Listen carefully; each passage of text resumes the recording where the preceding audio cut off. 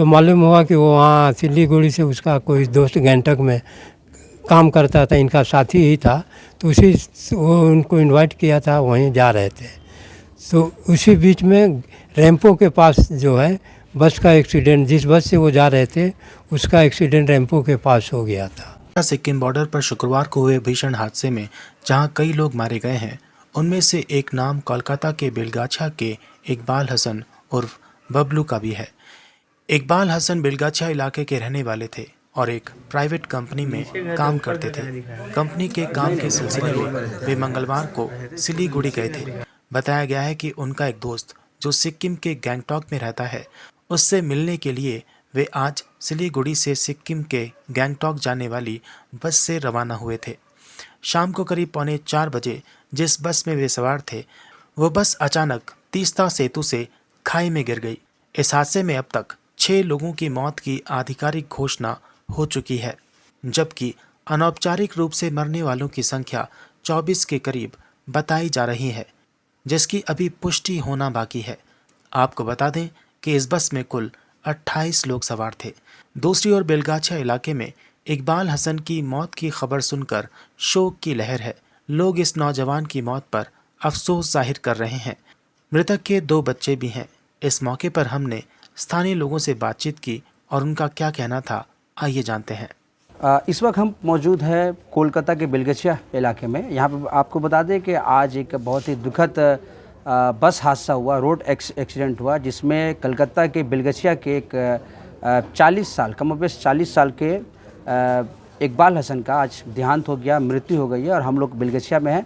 यहाँ पे कुछ लोग हैं उस मोहल्ले के, और इस हादसे के बारे में हम उनसे बात करेंगे।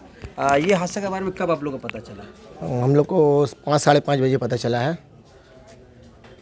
और उनके बारे में क्या जानते हैं, मतलब जो जिनका इंतकाल हुआ, क्या मतलब क्या वो करते थे और किस लिए गए थे? वो किसी ऑफिस में एचआर थे।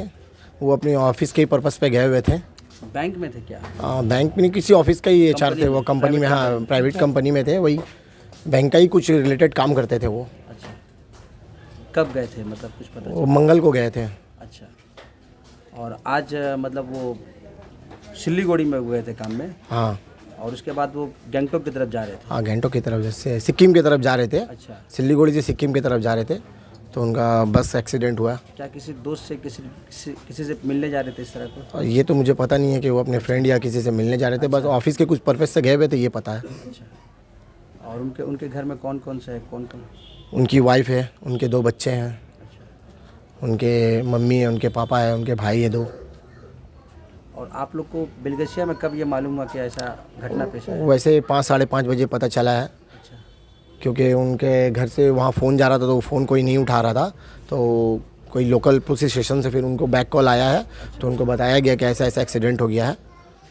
तो कुछ देर के बाद में यहाँ से फिर पता करने के बाद एक्चुअली वहाँ उनके फैमिली भी है, और भी रिलेटिव है वहाँ पे उनके। तो फिर पता हुआ कुछ देर के बाद में कि उनका ऐसा ऐसा हुआ, देहांत हो गया है। कैसे स्वभाव के वो थे इकबाल? बहुत अच्छे थे, बहुत अच्छे थे। मतलब यहाँ से लोग हाँ, बहुत, सबसे ये बहुत अच्छा बर्ताव था, बहुत अच्छा, बहुत माय डियर आदमी थे। हमारे पड़ोस का लड़का था, बहुत सुशील लड़का था, बहुत मिलनसार लड़का था। वो ऑफिशियल काम के सिलसिले में सिलीगुड़ी गए हुए थे। और सिलीगुड़ी जैसे कि हम लोगों को मगरिब का नमाज़ पढ़ के हम आए घर, तो मालूम हुआ ऐसा ऐसा घटना घट गया। तो हम लोग फिर किए, तो मालूम हुआ कि वो वहाँ सिलीगुड़ी से उसका कोई दोस्त गैंगटॉक में काम करता था, इनका साथी ही था, तो वो उनको इनवाइट किया था, वहीं जा रहे थे। तो उसी बीच में रैंपो के पास जो है बस का एक्सीडेंट, जिस बस से वो जा रहे थे उसका एक्सीडेंट रैंपो के पास हो गया था। उसके बाद फिर मीडिया के थ्रू खबर मिला कि उनका इंतकाल हो गया है। तो फिर यहाँ से उनको डेड बॉडी के लिए रिकवरी के लिए 3-4 लड़के लोग गए हैं। उनके घर का एक छोटा भाई उनका गया, एक रिलेटिव गया, और 2 आसपास के लड़के जो उनका साथी थे, सभी लोग गए हुए हैं अभी।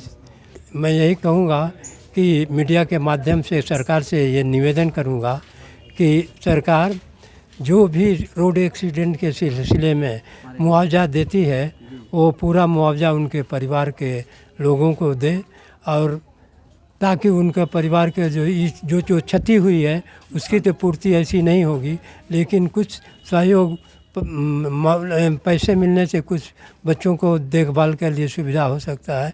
इसीलिए मैं अपने तरफ से और अपने आसपास के साथियों के तरफ से सरकार से ये निवेदन करूँगा कि वो इस मामले को सिक्किम गवर्नमेंट से संपर्क करके मुआवजा का जो जितना अधिक से अधिक मुआवजा हो सके उसको मुआवजा दिलाने की कोशिश करें।